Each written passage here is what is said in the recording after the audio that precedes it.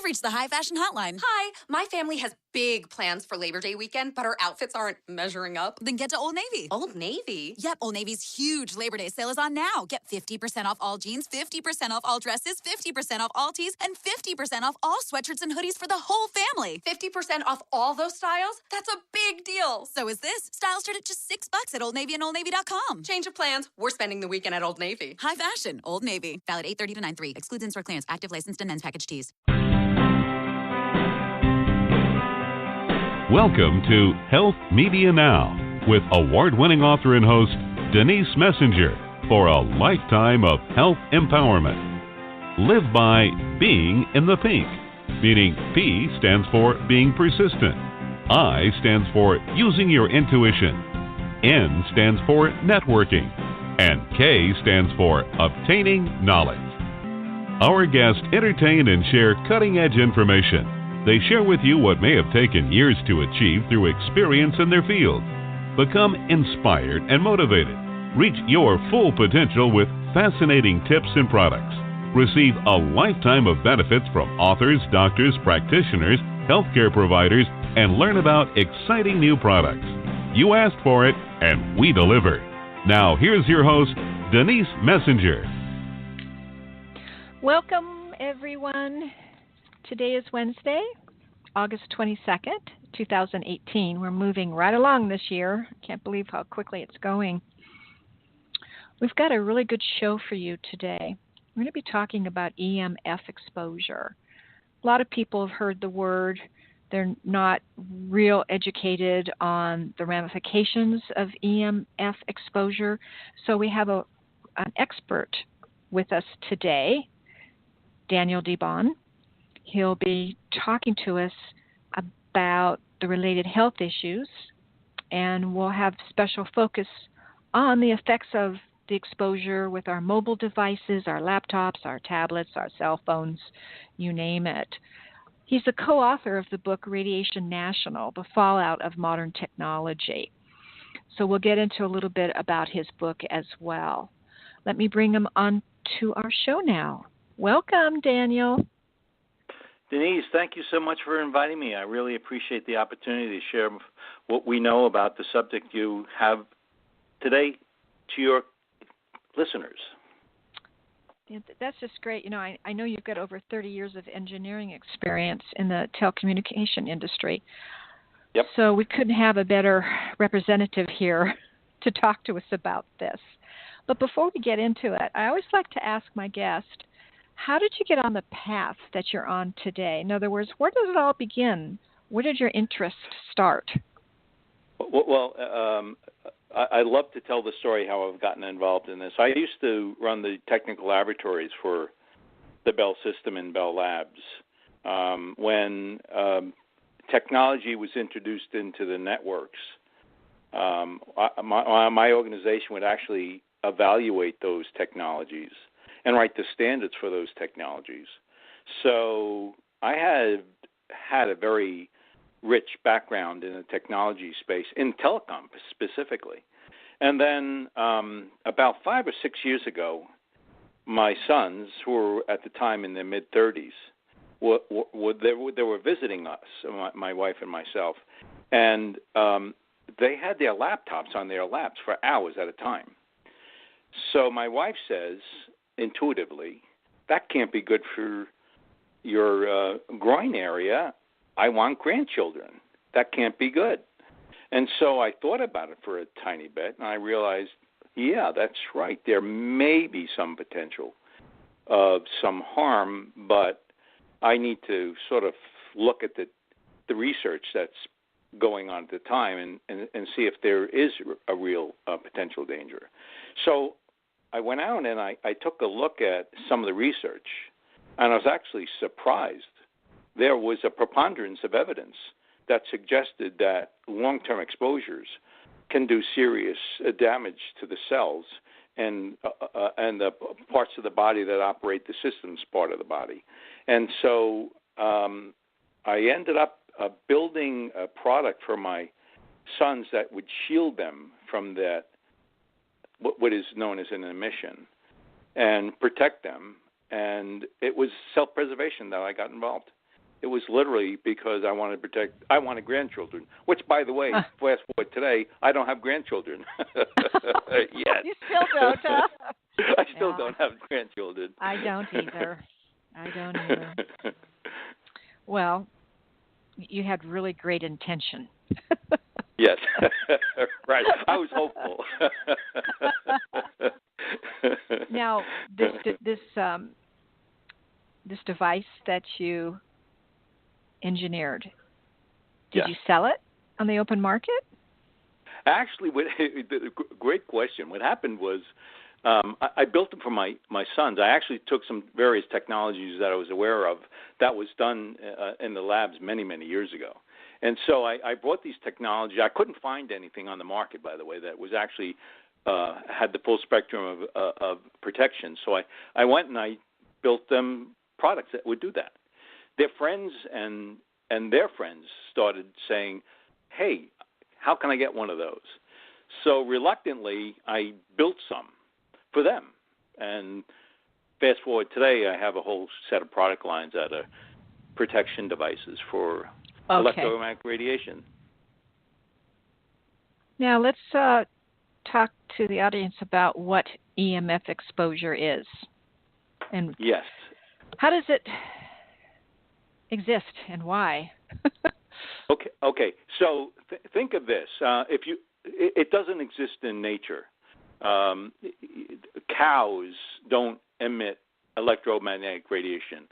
Everything that's in our environment today, it's been developed by man, and it's being generated by the technologies we use. What do I mean by that?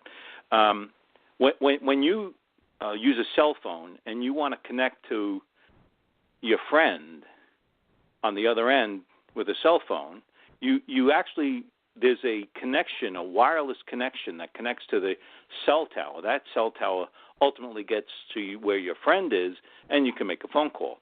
Well, that is a omnidirectional radio frequency signal that's being transmitted, and you're making that, and it can go up to 5 miles, by the way, and it's connecting to that cell tower, and that's how you're making the calls. So, like all the devices you have that are around your body today, your electronic devices or your refrigerator, your light bulbs, all of those things generate an emission as a byproduct or for communications purposes. So these devices become into your environment, and it never existed before because it's an unnatural component of our environment and man-made. No, and it's interesting because it isn't anything we can see or feel, yet it could be hitting us, our bodies, from all different directions, and we don't. Well, actually, yeah, that's very right. It's an omnidirectional signal. That is when you put your phone to your head, and there's a cell tower outside your window. It goes in that direction, but at the same time, it's also going towards your brain. So you're making that connection, but it's actually now connecting to the body, and sometimes those exposures over time can get pretty serious. In fact, a microwave oven uses a microwave signal. It's around like 2.3 gigahertz. It's just remember 2G. And a cell phone is about 2G as well. Okay. So what is a microwave? A microwave, when you take a piece of meat and you put it in a microwave oven, what happens? The water between the cells actually heat up, and the cells themselves begin oscillating, and voila, all of a sudden now you have a cooked piece of meat. Well, guess what? That's a thermal emitting signal that also comes out of your cell phone. The power levels are much less, but nevertheless, they're a thermal emitting signal. In fact, the standard is your brain shouldn't heat up more than 2 degrees. Yet that's the only part of the standard, not the biological. They never considered when they developed the standard 30-some-odd years ago that that transmission would be so prevalent. And in fact, if you think about it, something like 35 years ago, the standard was made. It was designed for a 6-foot male, and the signal can't go through the head more than 1 inch and heat the head by 2 degrees. That was the standard developed 30 years ago. So I often like to point out that 30 years ago, when I had a cell phone, I had no one to call. So I never really, no one else had it, right? So I couldn't call any of my friends because they didn't have one. So the use at that point was very, very, very occasional. Fast forward to today, what do you have? You have your 6-year-old son or daughter talking to the grandma, and they're talking for hours at a time. So all of a sudden, the pattern of use for the technologies that are around us has fundamentally changed, and over the last 10 years become an intimate part of our lives, and in some cases far more intimate than you want. Well, if the standard was set 30 years ago, have they changed it? No. And by the way, I mentioned thermal. I didn't mention biological. When we were talking earlier, we mentioned what the conditions that may be affected by the signals. Things like headaches, things like cancers, and the full spectrum. Those are biological impacts. They're not thermal impacts. So it's like the standard was written around a thermal emission, yet what we now know from lots and lots of years of experience, that what's more dangerous is the biological impacts. I'll give you another example. Let's say you have your 12-year-old daughter using a cell phone, and she puts it in her pocket. Those are always transmitting periodically to touch the cell towers. Let's say that signal interrupts a cell, damages a cell. Let's say it may even be DNA damage. That DNA damage could be can end up in subtending generations of hers, because it could have damaged the egg in the womb. So some scientists are suggesting, researchers are saying, this is pretty serious stuff. We're now learning that there is potentially dangers when we have these devices near our bodies, and we haven't even begun to see the consequences of it long term. The standard that was set 30 years ago, that was thermal. What was it? Yep. That was in terms of what? What's the question? In terms of the emission, what was the emission standard? 1.6 watts per kilogram was set by the FCC 35 years ago. Okay. They said that's the signal, maximum power level that you're allowed to transmit before you become dangerous to the human. But the only thing being considered when they developed that standard was the thermal impact. That is, it's only increasing the temperature by 2 degrees. Think of it this way. That 6-foot male had a very mature cranium, had fairly mature skin and dermis, all the aspects of the head. And then you bring and in contrast, you bring this to a young 6-year-old that's talking to the grandma. What happens to that signal? It goes right through their head. So where before the standard was for a 6-foot male, we're in the minority now.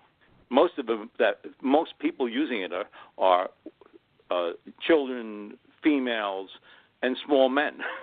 So the maturity of the body ability for the body to resist the signals is not as good as the 6-foot male, and that's why we're starting to see actually more and more health issues related to the stuff we have around us. Our tablets, they talk to the Wi-Fi, our cell phones, our laptops, all of these devices we have really, really close to us, and we're using them a lot.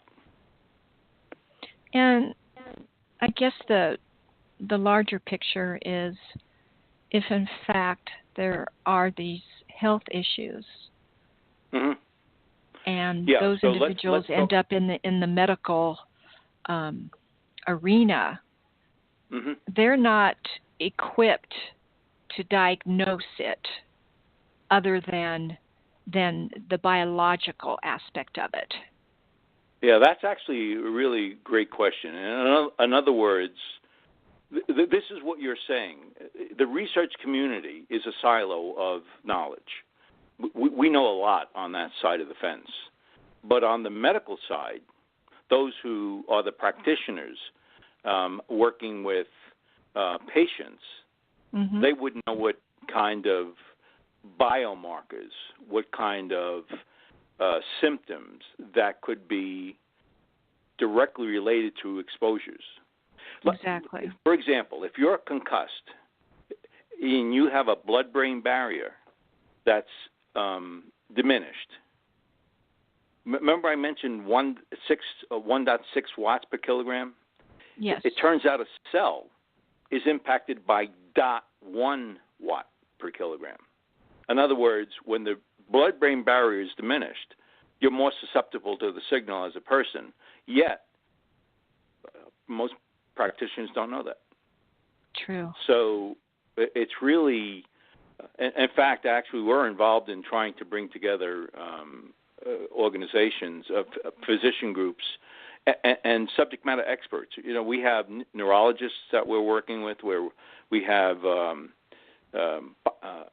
ophthalmologists, biochemists. We're trying to get a better understanding of how do you diagnose a problem that someone has. Here's some facts. Greater than 20%. Remember we were talking about you can't see it, you can't touch it? Right. Guess what? 20% of us can feel it, and some pretty seriously. Do you remember who was that show? Remember Cole Soul? I forget the name of it. He was electrically hypersensitive. He used to use aluminum around his head. Well, that's the case. Sure. You know, I don't Better remember. Call Saul. It's better call Saul. Yeah. That's right. He used to put aluminum around his head. Well, that's electric hypersensitivity. That means when he enters into a room, and if there's any transmitting source in the room, he reacts to it very, very violently. Well, that's an extreme case. Most of us are on the less extreme case, but more than 20% of the population is hypersensitive, electrohypersensitive. Of that, 80% are women. We know these from statistics and study work that electromagnetic hypersensitivity is becoming really a more and more greater problem for the population, particularly women. And we don't know why. We don't know why. Well, we Maybe it has really something to do don't with the know hormones. why. Maybe it has something to do with the hormones. Denise, I actually think you're right. You're more susceptible because of the hormones. You take birth protection, birth control protection. That actually changes the body metabolism and maybe makes you more susceptible. And so you may have a build out more of aluminum as a result of the pills you take. There's lots of potential sources for why is your body weakening against these exposures, but we don't really know, because a lot of the study work that's happened over the last 5-10 years is really just sort of identifying the problem. To that point, if you look at what happened over the last few years, there's been 2 major studies about the impact of a cell phone to a brain or maybe to a heart. The National Toxicity Program was a $25 million program, epidemiology study that was done by the U.S. government. And as a result of that study, which was statistically significant. In other words, the population was large enough to make claims fairly accurately, in their opinion. And what they found was frontal lobe cancers were higher, as well as heart cancers were higher for those in the study that were exposed to high elevations of radiation. That was reinforced by the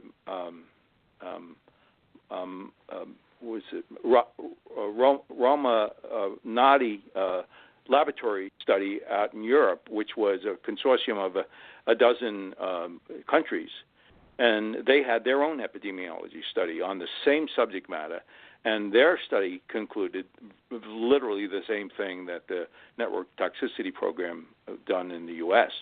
So we know from epidemiology work as well as clinical and study work in the U.S. that these things really are beginning to happen in our environment, and we got to be careful about it a little bit. We've got to be thinking about it a little bit more than we have in the past. Do you happen to know what they studied? In other words, was it cell phone exposure or computer exposure, exactly. Or what? So what they did was they took think of put your first finger up in the air and look at the tip and pretend that's a transmitter. Mm-hmm. What they did, they took all these transmitters that are omnidirectional, tiny little ball where it starts at the tip of your finger and keeps on opening up wider and wider and wider. Well, they took and they put all these around the study group, and so they had a constant load at the levels that are human exposures from cell phones, and they did it over a period of time. So they had a controlled environment in which they could identify and isolate potential health issues related to those exposures in populations that were exposed heavily in the study and those who were not. And there was clearly a difference in the populations, statistically significant differences. And the Ramanati was virtually the same thing. They took remember I mentioned the 2G thing, the 2 gigahertz? Mm-hmm. That was the same transmitters they used in both laboratory studies, and they were conclusive and statistically significant. So what was really, really interesting to that, and especially for those who have been in the scientific space in this environment, we were surprised that there was an increase of cancers within the heart. But it's sort of logical, because the most susceptible parts of the body are those that are the softest tissue of the body. Mm-hmm. So the brain is soft, the breast is soft, the groin is soft, the heart is soft. So it's the soft parts of the body that we're learning seem to be more susceptible to long-term exposures. And so we're really learning a lot. I have a business, it's a scientific associate. He's out of Sweden. What he did was he actually found that it was not only disrupting the cell when exposed, but it was actually suppressing immune system. So it's not just are we worried about the cell itself, but we're also worried about the impact of other body functions that are designed to protect us, like the immune system. Well, let's talk a little bit about what they're wanting to do now with this. Is it 5G? Is it called a 5G system? Yeah, okay. So 5G is a next generation. Every couple of years, the cell phone companies came up with ways of improving the speeds, improving the signals so we get more data. And so when we had 1G, for example, 1G was an analog signal. That was the signal that we spoke about what the standard was really built around. Then all of a sudden 2G to 4G came along. 4G being the most current. And those transmissions kept on improving. You can watch a video, a streaming video on your cell phone. The reason you can is because the data rates have been increased to the point where they can transmit over those wireless services. Okay. And so the way they do that is they digitize the signal, and that becomes a pulsing signal, and they encode it in a way that can go the quickest from one point to the next. What's important about knowing about those 2 to 4G, it's like it's pulsing. What does pulsing mean?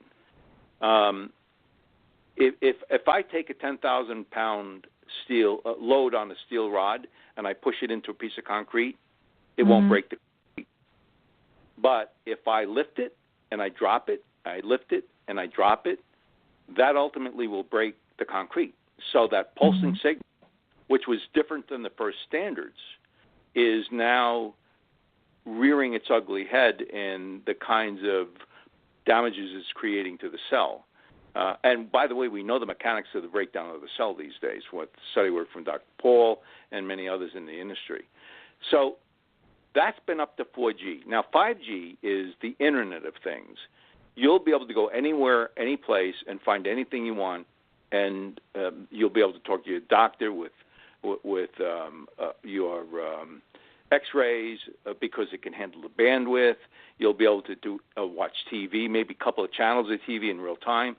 Your data rates go from 10 meg to 100 times that. The way they accomplish that is by going from the 2 gigahertz to 30 gigahertz to 90 gigahertz. They really make it really, really, really fast.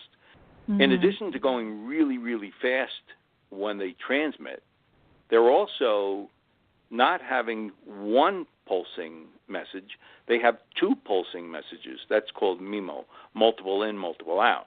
What does that mean? You have 2 jackhammers running through that 90 gigahertz. 90 gigahertz, by the way, is a third of an X-ray.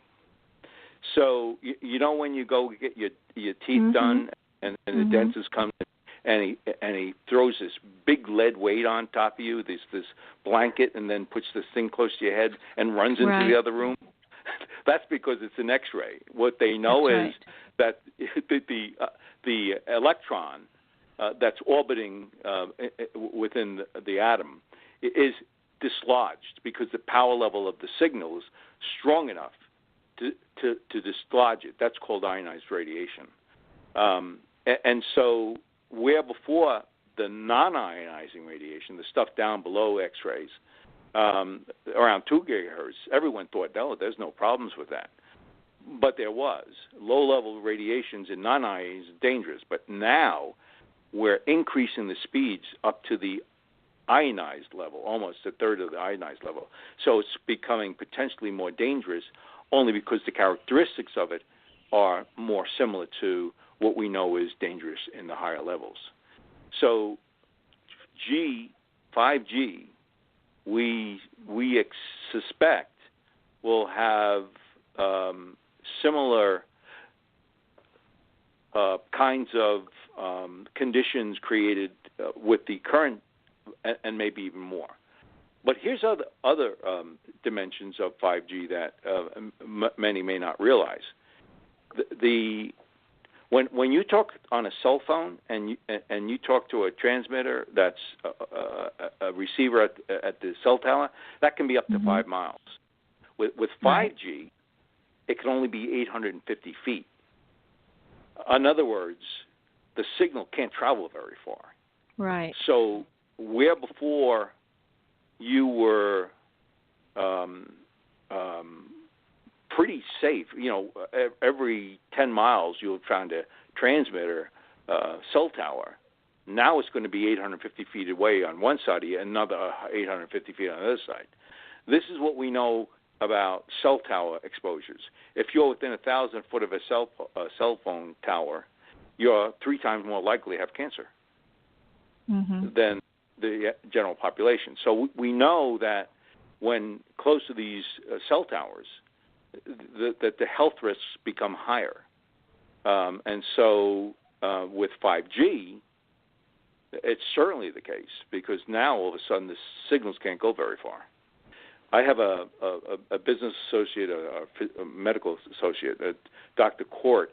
He is electromagnetic hypersensitive, and he went to a place out in the mountains, and he was, all of a sudden his head was hurting, which is a condition of a hypersensitivity. And he called me up and he said, "What's going on?" I said, "Look at your router. See what kind of router you have." It was a new service that was just installed in his new house.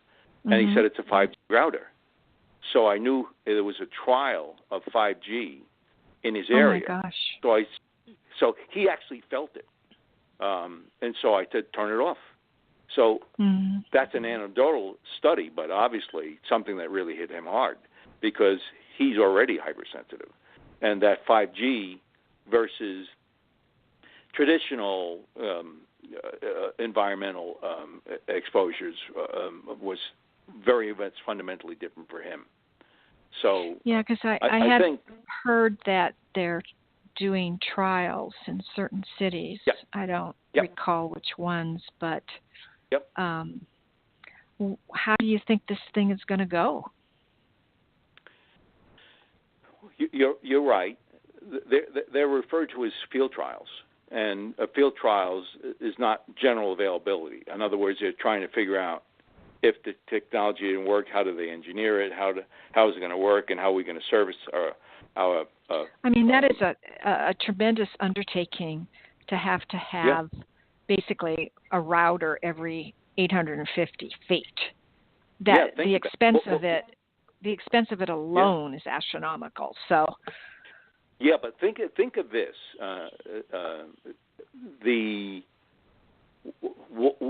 so 5G is being touted by the industry as the best thing since sliced bread. You'll be able to communicate everywhere, every place you want to go. And by the way, for me, I have more than adequate service.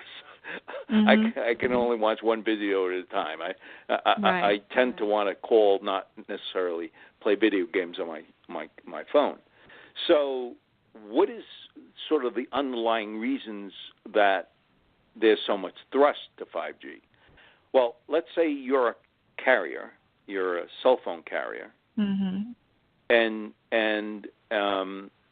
you maybe have a cable company within the conglomerate, and you realize that it's becoming harder and harder to compete for cable service, and your cable plant for your wireline service is getting more and more expensive. So what do? What you do is go to 5G, and even though they're costly transmitters, it's not half the cost of maintaining the wireline network. And now all of a sudden you compete with cable. So you can provide all the services the cable can do, plus much more, because your speeds are so much more than the cable companies.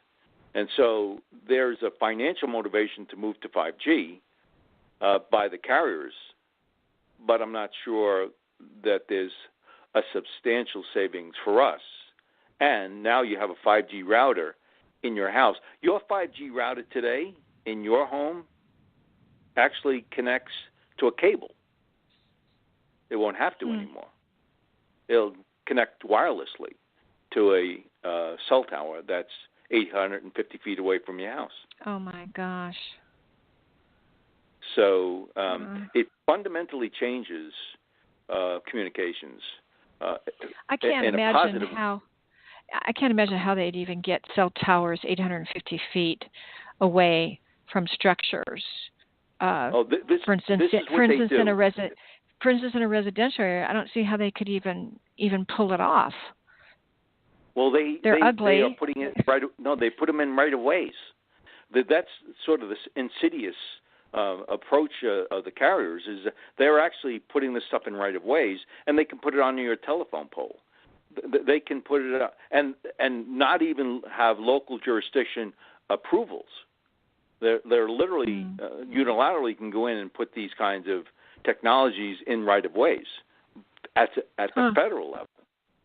So, and I'll back up a little bit. When this was approved by the FCC, the FCC head at the time said, we don't need to test this to see if it's okay for people.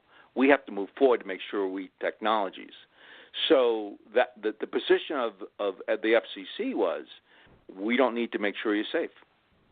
And here we knew already that 4G and less was becoming more chronic as we had more and more devices in our lives. So it's there's quite a few communities that don't have telephone poles. Everything's buried underground. It's all cables. Yes. So that's why I'm trying to figure out how in the world they would pull that off, because it's basically just housing and mailboxes. Yeah, but remember, they can a 12-foot pole is more than adequate. They're small little devices, and they're pretty efficient. So because I'm not the engineering machine behind the rollout of that, 80 to 90% is my guess. But not as expensive maintaining the plan. Do you know the most costly part of a wireline telephone service is the maintenance? It's not the service. It's really, really expensive to keep that copper working. So when you eliminate that in your bottom line, you have an expense up front, but then you don't have a long-term operating cost, which is huge. So that's the motivations to do it. And my guess is 80% to 90% of the network will be able to built out just through right-of-ways. And those that are underground, I'm not sure what the plan will be there, but those are probably desirable communities. So I would think they'd probably try to figure that out. Lovely. Listeners, if you're just joining us, we're talking with Daniel DeBaun, and we're discussing EMF exposure, and we're going to now be talking about what we can do to protect ourselves. Very, very simple. To protect yourself, you worry about two things: duration of exposure and the distance of the exposure. So, for example, if you want to use your cell phone and you want to use it for 5 minutes, you don't need to worry about any long-term biological damage to the cells of your brain. Why? Because it's not been exposed for very long. It's when you increase the time of that exposure, talking on your phone to your girlfriend for 2 hours is going to be much more potentially dangerous than 5 minutes. So watching the time in which you use technology is the first thing. Distance. Do you know when you have a cell phone directly on your head, that's considered the highest likelihood of potential dangers. If you have it 1 foot away, 80% of that danger is gone. The power levels drop substantially in distance. So what you want to think about is, do I have to put it to my head? Can I use a speaker option on my cell phone? Does that work for me? Or can I use earbuds? Does that work for me? Just doing that substantially reduces the exposure risks. And there's very, very simple things to do. Here's another way of thinking about transmitters in your life. If you have one bee in a room, one bee won't kill you. If you have 1,000 bees in a room, 1,000 bees can kill. So think of this. One bee in a room could be one transmitter, a cell phone. If you have tablets and laptops and many, many other routers all in one room, you begin increasing the ambient levels of RF that's in that room. So by simply turning them off, you're improving the environment, your own personal space. Like, for example, if you have a router on, always keep that router as far away as you can. Never keep it in the bedroom. In fact, never keep anything in the bedroom that transmits, because that's not only can be potentially dangerous to the cells, but we know it also affects systems like creation of melatonin. You can't sleep right. Your circadian rhythm gets disrupted, and then there's a cascading effect from that. So always keep your sleeping environment very, very clean where possible. When you think about bees in the room, do you really need 3 transmitters coming out of your cell phone? What do I mean by that? Your cell phone has a cell tower connection, it has a Wi-Fi connection, and it has a Bluetooth connection. If you're not using the Bluetooth and you're not using the Wi-Fi, turn them off. So you take 3 transmitters and you put it down to 1. Mm-hmm. That action of reducing the number of bees in the room is a very good step to minimizing dangers. So in general, you want to make sure you have the time and distance that you're aware of for all your devices. If you don't need it, turn it off. What I do with my router, for example, I keep it in a part of the house where we rarely go. And then at night, I just turn it off. I have a $10 timer that I get from the hardware store. I plug it in, and I turn it off at 10 o'clock because that's when I go to bed. And then I turn it on at 6. That's when I wake up. So I don't need that transmitting near me, particularly at night. So there's simple little things you can do to avoid them. And if you're using a router, a laptop, if you're hypersensitive, it can be a real problem. But if you're not using it to connect and you're playing a game or something where you don't need to connect to the Wi-Fi, turn the Wi-Fi off. If you're hypersensitive, you want to push the laptop 2 foot away from you in the corner of your desk and get an Ethernet cable and connect that to your router and not use the Wi-Fi. Simple things about minimizing the bees in the room can really have a large difference in how you feel from these exposures. Well, why don't you talk to us about some of the products that you've created? The first thing I really like to do is let everyone know they should read the book. Okay. My son and I co-authored a book, and as you pointed out, Radiation Nation. It's a book that was written because it's the fallout amount of technology. What's the side effects of having all the conveniences? We're not going to throw away our phones. We're not going to get rid of these technologies. So what we tried to do is educate everyone that would read the book about what do we know from science. Is there, for example, an increase of ADHD that's directly correlated in study work from transmitters in the room? And there is. It's not statistically significant. That is, it's not drop dead. This is absolute, the only answer you'll get with this kind of exposure, because this population weren't large enough to make those claims. But we know through lots of studies there are a lot of things going on. So we wanted to try to find as much that was available in the research silos so people could understand what they needed to know about the subject. And we wrote it for people like myself who are not necessarily smart enough to figure all this stuff out, and people who wanted to know how to protect their family. So we talk about what we know about the research side, and we talk about what it is that you may want to do to help yourself minimize exposures to protect your health.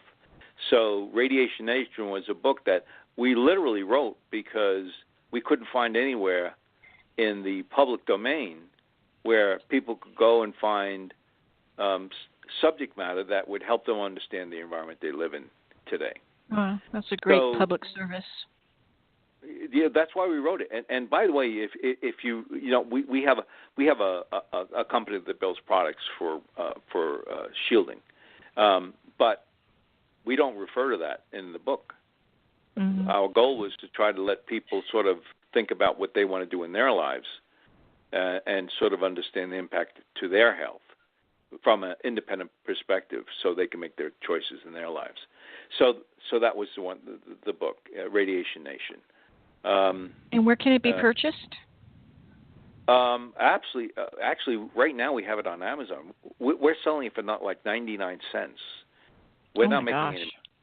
Yeah, we're not making any money on it. We really rather have people understand the environment they live in than make any money on it. So so Amazon is it an ebook? Is it an ebook? Yes, you can actually get an ebook. Yeah. Okay. Yeah. Great. So we make that off. We have the paperback also available as well, but you can get the ebook for like 99 cents. And then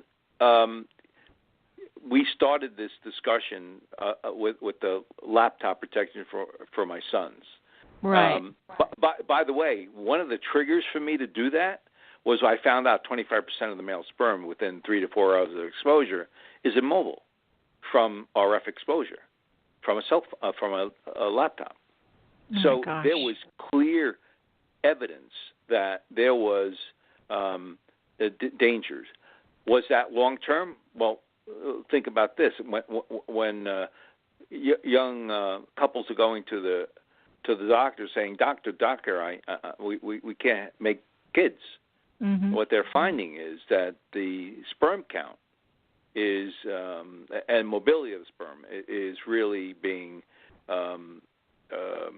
reduced when they not only have a laptop in their lap, but they have a cell phone in their pocket. Mm-hmm. So what we did was we created a shielding technology that actually prevented omnidirectional signal from passing through and touching the body. And it still allowed you to talk to the router, but it prevented the signal from hitting your body. And so what we ended up doing is building a series of products that do that for a variety of different mobile devices, cell phones, tablets. We have actually, I was mentioning it's better to take a cell phone and put it in your hand and talk a speaker than it is to keep it to your head. Mm-hmm. The next thing was use earbuds.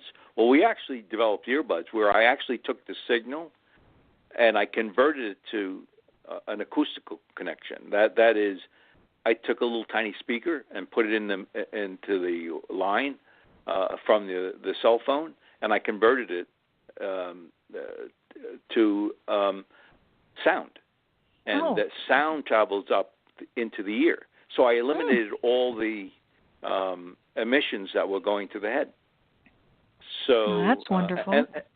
And actually, that's sort of important. Remember I mentioned 0.1 watts being dangerous to the cell, the brain cell? Mm-hmm.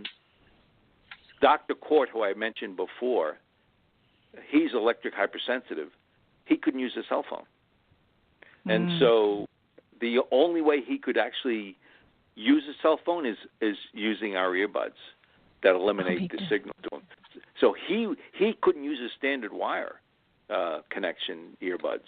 He had to go with the acoustical.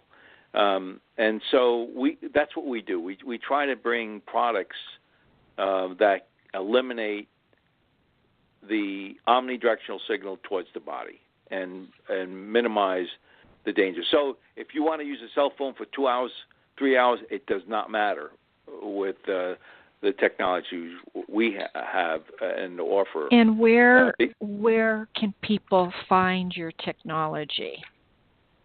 DefenderShield.com is the company website that we have. And we also have Amazon. DefenderShield.com. Right. Well, Amazon, if you were to go to Amazon, then you would have to look for DefenderShield? Yes. Uh-huh. Okay. Yeah, that's how you get it. You'd find all the various products. We try to offer it as much as we can through as many channels as we can. What's really interesting, when we started producing them, we actually were selling to Europe more than the U.S. It was sort of sad because...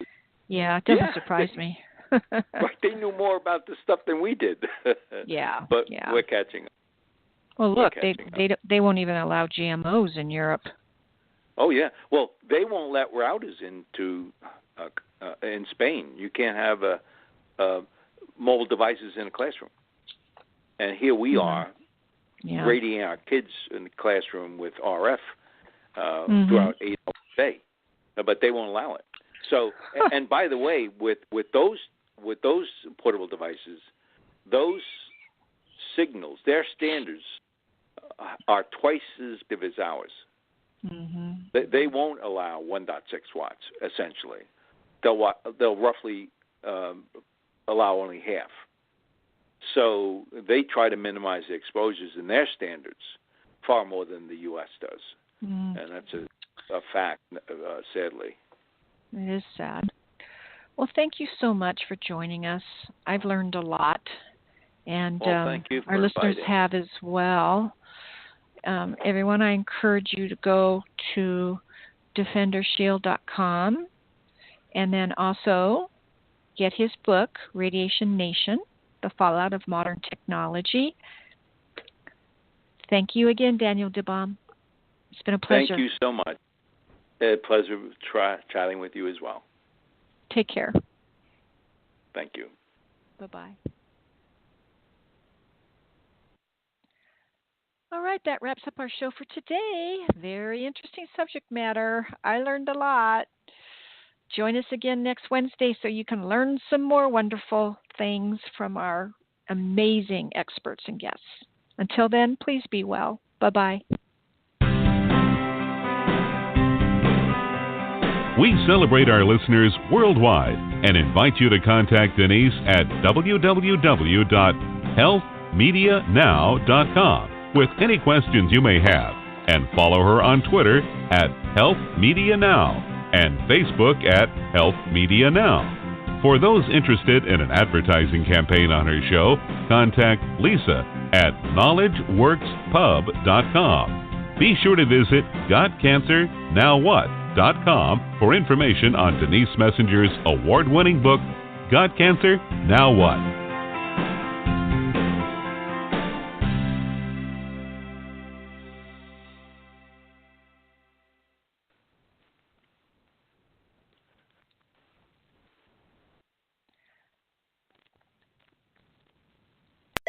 You've reached the High Fashion Hotline. Hi, my family has big plans for Labor Day weekend, but our outfits aren't measuring up. Then get to Old Navy. Old Navy? Yep, Old Navy's huge Labor Day sale is on now. Get 50% off all jeans, 50% off all dresses, 50% off all tees, and 50% off all sweatshirts and hoodies for the whole family. 50% off all those styles? That's a big deal. So is this. Styles start at just $6 at Old Navy and OldNavy.com. Change of plans. We're spending the weekend at Old Navy. High fashion, Old Navy. Valid 8/30 to 9/3. Excludes in-store clearance. Active licensed and men's package tees.